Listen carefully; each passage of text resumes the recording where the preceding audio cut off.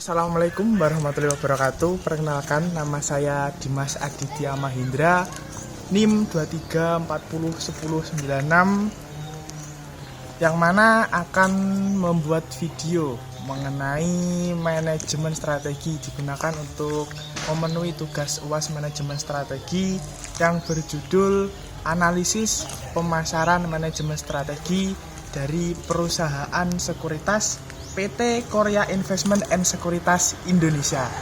Langsung saja masuk ke materinya.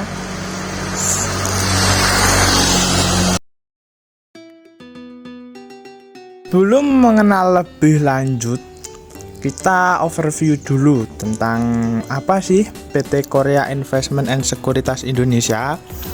PT Korea Investment and Sekuritas Indonesia atau juga disebut dengan KISI merupakan perusahaan sekuritas yang beroperasi di Indonesia yang bergerak di bidang jasa pasar modal, khususnya sebagai perantara perdagangan di Bursa Efek. Perusahaan ini menawarkan berbagai layanan pasar modal termasuk transaksi saham, layanan online trading, serta program edukasi dan literasi investasi bagi masyarakat.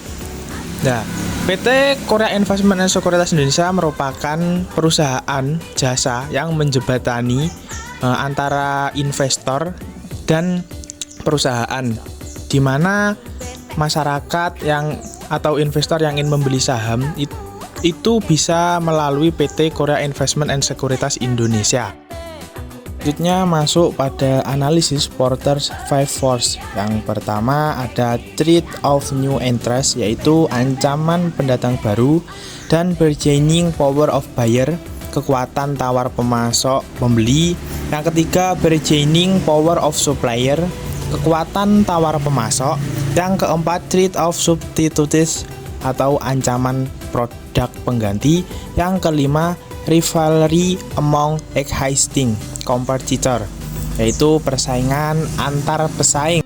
Nah, selanjutnya yaitu analisis resource based view and friend, yaitu valuable, rare, sulit ditiru, dan tidak mudah tergantikan, sehingga berpotensi menjadi keunggulan kompetitif yang berkelanjutan.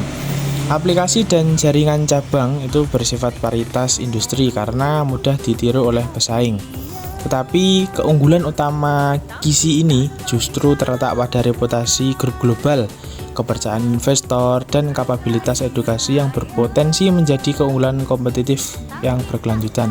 KISI ini perusahaan yang telah lama di bidang pasar modal yang menyediakan jasa kurang lebih hampir 30 tahun.